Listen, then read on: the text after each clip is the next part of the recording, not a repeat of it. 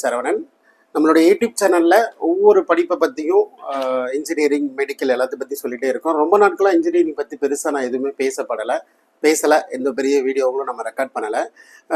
காரணம் கொஞ்சம் ஒரு ஒரு ப்ரீத்திங் டைம் மாதிரி ஒரு சின்ன கேப்.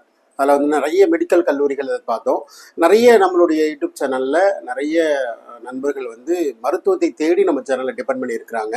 அது மட்டும் இல்லாமல் இன்ஜினியரிங் தேடி ஆரம்ப காலத்தில் நம்ம ஆரம்பிக்கப்பட்டது இன்ஜினியரிங் நோக்கம். அதுக்கப்புறம் தான் மெடிக்கலை தாண்டி போனோம்.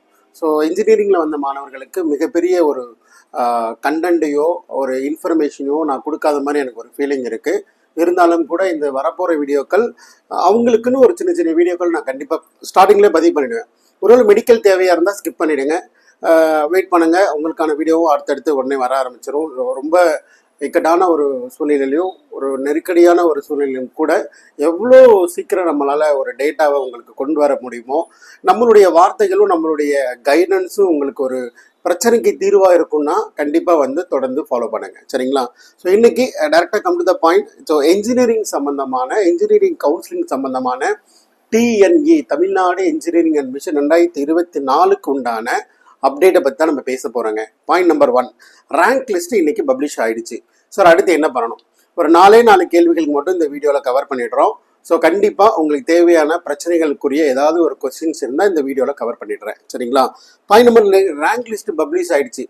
ஸோ ரேங்க் லிஸ்ட்டு பப்ளிஷ் ஆகிடுச்சு அப்படின்னா ஃபஸ்ட்டு என்ன பண்ணணும்? ரேங்க் லிஸ்ட்டில் என்னோட பெயர் இருக்கா, அது சம்மந்தமாக எல்லாத்தையும் பேசலாம். ஃபஸ்ட்டு என்னோட பெயர் ரேங்க் லிஸ்ட்டில் இருக்கா? ஃபஸ்ட்டு நீங்கள் உங்களுடைய லாகின்ல போங்க. TNE 2024 அப்படின்ற ஒரு லாகின், TNE அப்படின்ற வெப்சைட்குள்ளே நீங்கள் லாகின் பண்ணி அப்ளை பண்ணியிருப்பீங்க இல்லையா? அதில் போய் உங்களுடைய ஜென்ரல் ரேங்கு கம்யூனிட்டி ரேங்க் இருக்கான்னு பாருங்கள். ஒருவேளை ஜென்ரல் ரேங்க் இருக்குது சார், பிரச்சனை இல்லை சார், ஆனால் கம்யூனிட்டி ரேங்க் இருக்கான்னு பாருங்கள். அன்லெஸ் நீங்கள் ஒரு OCA தாண்டி BCO MBCO ரிசர்வ்டு கேட்டகரியிலையோ எதுலேயோ ஒன்று இருக்கிறீங்க, பட் உங்களுக்கு ரேங்க் கொடுக்கப்படலை, கம்யூனிட்டி ரேங்க் கொடுக்கப்படலை அப்படின்னா உங்களுடைய கம்யூனிட்டி சர்டிஃபிகேட் அவங்க அக்செப்ட் பண்ணிக்கலன்னு அர்த்தம். சார் அடுத்து என்ன பண்ணணும்? உங்களுடைய கம்யூனிட்டி ரேங்க் கட்டாயமாக கொடுத்துருக்கணும். ரேங்க் லிஸ்ட்டில் போய் உங்கள் பேர் இருக்கான்னு பாருங்கள், இல்லை லாகின் பண்ணி போய் பாருங்கள். உங்களுடைய கம்யூனிட்டி ரேங்க் கட்டாயமாக கொடுத்துருக்கணும். ஜென்ரல் ரேங்க் கம்யூனிட்டி ரேங்க் ரெண்டும் இருக்கணும். இல்லைன்ற பட்சத்தில் நீங்கள் அடுத்து இமீடியட்டாக ஒரு TFC சென்டரை பார்க்கணும். ஒருவேளை உங்களுடைய கம்யூனிட்டி சர்டிஃபிகேட்டை கிளாரிட்டி இல்லாமல் இருந்திருக்கலாம், அப்டேட்டடாக இல்லாமல் இருந்திருக்கலாம், இல்லை அந்த TFC சென்டர் உங்களுக்கு அக்செப்ட் பண்ணாமல் இருந்திருக்கலாம். உடனடியாக நீங்கள் போனீங்கன்னா இந்த பிரச்சனையை ஈஸியாக சால்வ் பண்ணி கொடுத்துருவாங்க.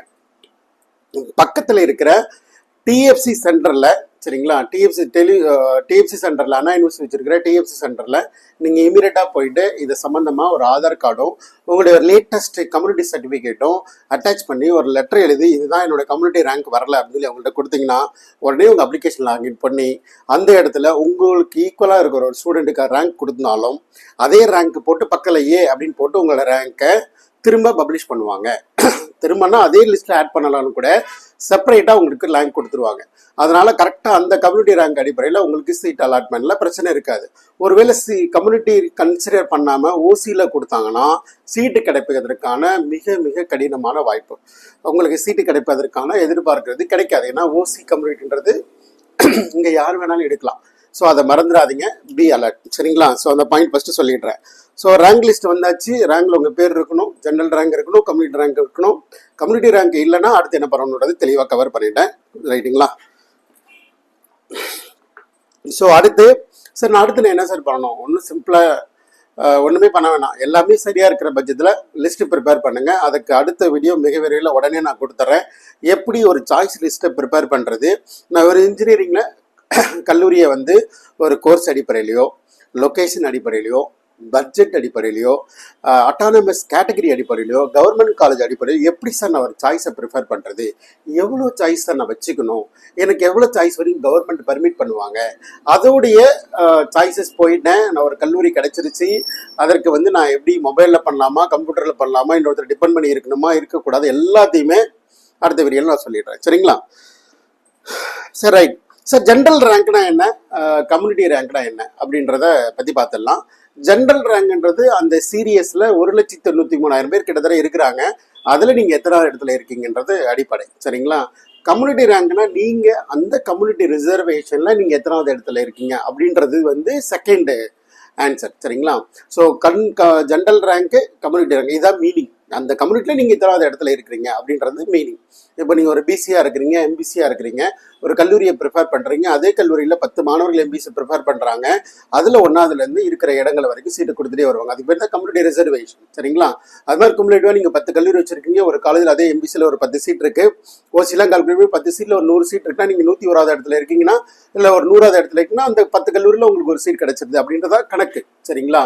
ஸோ அதெல்லாம் 2 இருக்கணும் அப்படின்ட்டு ஜென்ரல் ரேங்க்கு இதை பற்றி சொல்லிடுறேன். ரேங்க் லிஸ்ட்டில் பேர் வரல, ரேங்க் லிஸ்ட்டில் பேரே வரல. ஒன்று பார்த்தீங்கன்னா ரேங்க் லிஸ்ட் வந்திருக்கு, கம்யூனிட்டி ரேங்க் வரலன்னு சொன்னேன் இல்லையா? அடுத்து ரேங்க் லிஸ்ட்லேயே பேரே வரல சார் அப்படின்ற மாதிரி போணுச்சுன்னா, நீங்கள் உங்களுடைய பெயர் ரேங்க் லிஸ்ட்டில் ப்ரிப்பரேஷனே கொடுக்கலன்னா உங்களுடைய அப்ளிகேஷனை அக்செப்ட் பண்ணிக்கலன்னு அர்த்தம். அதுக்கான நிறைய வழிமுறைகள் இருக்குது. நீங்கள் அப்ளை பண்ணேன் சார், பேமெண்ட்டும் கம்ப்ளீட் பண்ணிட்டேன், ப்ரூஃபும் வச்சுருக்கிறேன், ஆனால் எனக்கு ரேங்க் லிஸ்ட்டில் பேர் வரல சார் எனக்கு அப்படின்ற மாதிரி குறைகள் இருந்தாலும் உடனடியாக பக்கத்தில் டிஎஃப்சி சென்டர் போகணும். அது சம்பந்தமான உங்களுடைய குறைகளை அவங்கள்ட்ட எடுத்து சொல்லணும். அவங்கள்ட்ட சொன்ன பிறகு நீங்கள் ஆல்ரெடி அப்ளை பண்ணும்போதே ஒரு டிஎஃப்சி சென்டரை செலக்ட் பண்ணியிருப்பீங்க இல்லையா? அந்த டிஎஃப்சி சென்டருக்கு போனீங்கன்னா உங்களுடைய டேட்டா எல்லாம் கையில் வச்சுருப்பாங்க.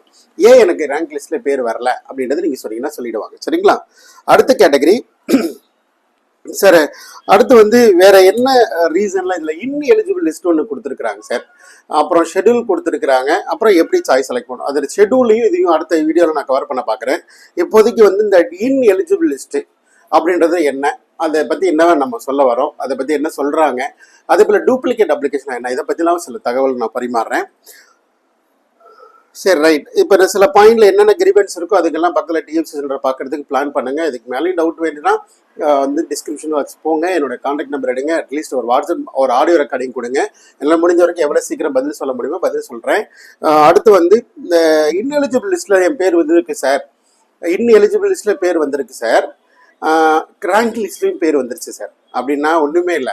நீங்கள் ஒரு கல்லூரி போயிருப்பீங்க, அந்த கல்லூரியை சார்ந்து நீங்கள் ஒரு டிஎன்ஏ டிபெண்ட் பண்ணியிருப்பீங்க.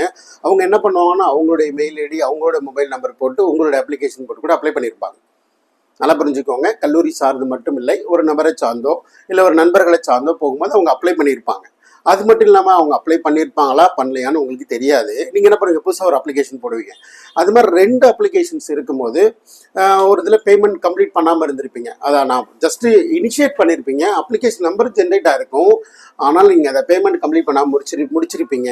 ஆனால் ஏதாவது ஒரு இதில் உங்கள் ரேங்க் லிஸ்ட் வந்துருச்சுன்னா ஓகே. ஸோ அதனால் பேமெண்ட் நாட் கம்ப்ளீட்டட்னு உங்கள் அப்ளிகேஷன் நம்பர் போட்டு பேமெண்ட் நாட் கம்ப்ளீட்டட் இன்எலிஜிபிள் லிஸ்ட்டில் இருக்குது, ரேங்க் லிஸ்ட்டில் பேர் இல்லைன்னா நீங்கள் பேமெண்ட்டே பண்ணாமல் விட்டுட்டீங்க அப்படின்னா என்ன அர்த்தம்னா கவுன்சிலிங்கில் பார்ட்டிசிபேட் பண்ணுறதுக்கு நீங்கள் மினிமம் பேமெண்ட் கட்டணும். பேசிக் டேட்டா ஃபில் பண்ணிட்டு 500 ரூபா பணம் கட்டிட்டு இப்போ நீங்கள் டாக்குமெண்ட்லாம் அப்லோட் பண்ணணுன்றது கவர்மெண்ட் ரூல். பேமெண்ட்டே கம்ப்ளீட் பண்ணலான்னா அந்த அப்ளிகேஷன் இன்எலிஜிபிள் அப்படின்னு சொல்கிறாங்க. சரிங்களா? அடுத்து டூப்ளிகேட் அப்ளிகேஷன். இப்போ நீங்கள் ஒன்று அப்ளை பண்ணியிருப்பீங்க, காலேஜ் ஒன்று அப்ளை பண்ணியிருப்பாங்க, 2 அப்ளிகேஷன்னா ஒரே ஒரு அப்ளிகேஷனை எடுத்துப்பாங்க. அந்த ஒரு அப்ளிகேஷனும் சார் எனக்கு இது யார் போட்டானே தெரியல, பட் நான் அப்ளிகேஷன் போட்டேன், லாகின் ஐடி பாஸ்வேர்ட் லாகின் பண்ணி போய் பார்த்தோம்னா ரெட் கலரில் டூப்ளிகேட் அப்ளிகேஷன் இருக்குது. அப்படி இருந்துச்சுன்னா உங்கள் அப்ளிகேஷன் அக்செப்ட் பண்ணிக்கல, உங்களுக்கு முன்னாடியே ஒரு கல்லூரி நிறுவனமோ இல்லை ஒரு கம்ப்யூட்டர் சென்டரோ இல்லை யாராவது உங்களுடைய நண்பர்களோ சொந்தக்காரங்களோ அப்ளை பண்ணியிருப்பாங்க, அந்த அப்ளிகேஷன் லாகின் எடுத்துப்பாங்க.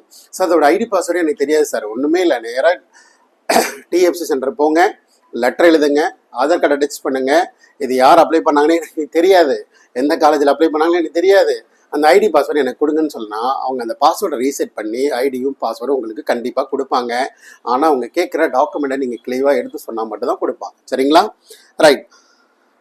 அடுத்த application monetary certificate not uploaded. இப்போ எக்ஸாம்பிள் நீங்கள் ஒரு இந்த மேண்டரி சர்டிஃபிகேட் அப்படின்னா 10th + 2 அப்படி வச்சுக்கலாமே. இந்த கவுன்சிலிங்கில் நீங்கள் கலந்துக்குன்னா ஒரு இன்ஜினியரிங் படிக்கணும் அப்படின்னா நீங்கள் ஒரு ஃபிசிக்ஸ் கெமிஸ்ட்ரி மேத்தமெட்டிக்ஸ் குரூப் படிச்சிருக்கணும், அது +2 உடைய மார்க் ஷீட் இருக்கணும். அந்த மார்க் ஷீட்டை நீங்கள் அப்லோட் பண்ணாமல் இருந்தீங்கன்னா அந்த அப்ளிகேஷன் அக்செப்ட் பண்ண மாட்டாங்க. ஏன்னா ஒரு பியூர் சயின்ஸ் குரூப் கூட என்ன பண்ணுவாங்க, ஆசைப்பட்டு அப்ளை பண்ணுவாங்க, ஆனால் அதுக்கப்புறம் வந்து பெண்டிங் ஆகிருப்பாங்க. உங்களுக்கு அந்த பிரச்சனைகள் இருக்காது. பிரச்சனை இருக்கும்போது அதை பற்றி நம்ம டீப்பாக பேசலாம். கண்டிப்பாக இருக்க வேண்டிய டாக்குமெண்ட் அப்படின்னா 10th + 2 உங்களுடைய community certificate and transfer certificate கூட இட்ஸ் நாட் எ மேண்டேரி, இருந்தாலும் சந்தோஷம். கம்யூனிட்டி சர்டிஃபிகேட் உங்களுக்கு ரிசர்வேஷன் கொடுக்கறதுனால அதன் அடிப்படையில் உங்களுக்கு சர்டிஃபிகேட்ஸ் வராது. அப்புறம் நேட்டிவிட்டி சர்டிஃபிகேட் நாட் அப்லோடட். நார்மலாக இங்கே இருக்கிற தமிழ்நாடு இன்ஜினியரிங் அட்மிஷன்ஸில் நீங்கள் ஒன்லி தமிழ்நாட்டில் பிறந்த தமிழ்நாடு நேட்டிவ் இருக்கிற இந்த ஸ்டூடெண்ட்ஸ் மட்டும்தான் நீங்கள் கவுன்சிலிங்கில் கலந்துக்க முடியும். ஒருவேளை நீங்கள் தமிழ்நாட்டில் ஸ்டேட் போர்டில் படிச்சிருக்கிறீங்க, அதெல்லாம் பிரச்சனை இல்லை. ஒருவேளை வேறு இடத்துல இருந்து மைக்ரேட் ஆகிருக்கிறீங்க, மினிமம் ஒரு 5 இயர்ஸ் இங்கே படிச்சிருக்கிறீங்க அப்படின்னாலும் நேட்டிவிட்டி சர்டிஃபிகேட் அப்ளை பண்ணி வாங்கி அப்லோட் பண்ணால் மட்டும்தான் you are eligible to participate in Tamil Nadu engineering admissions.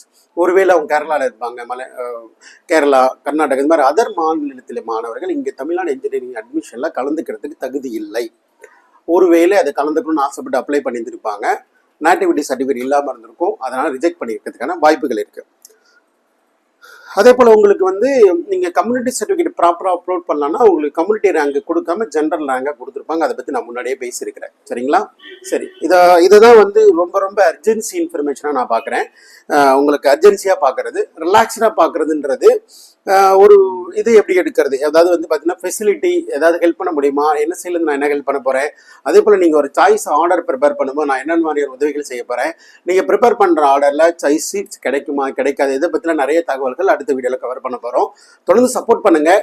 ஒருவேளை நீங்கள் வந்து உங்களுக்கு இந்த வீடியோ பயனுள்ளதாக இருக்காதுன்னு யோசிக்கிறீங்களா, பரவாயில்ல, உங்களோட நண்பர்களுக்கு கொடுங்க, அவங்களுக்கு ஃபார்வர்ட் பண்ணுங்க. ஏன்னா வித்தவுட் நாலேஜ் இன்னமும் எத்தனையோ சின்ன சின்ன கிராமங்களில் கூட ஒரு கம்ப்யூட்டர் வசதிகள் இல்லாமல், ஒரு பேசிக் வசதிகள் தெரியாமல் பக்கத்தில் இருக்கிற ஒரு கம்ப்யூட்டர் சென்டர் நம்பியே அவங்களோட இன்ஜினியரிங் அட்மிஷன் ஃபாலோ பண்ணுற குழந்தைங்களை பார்த்து, இது மெடிக்கல் அட்மிஷனுக்கு பொருந்தும்.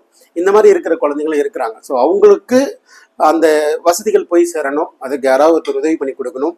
ஸோ தைரியமாக நம்பி நம்ம இதில் ட்ராவல் பண்ணலாம். சில விஷயங்கள் நான் சொல்லி தரேன், இல்லைன்னா நீங்கள் தொடர்பு கொண்டு உங்களோட சந்தேகங்களை கேட்டு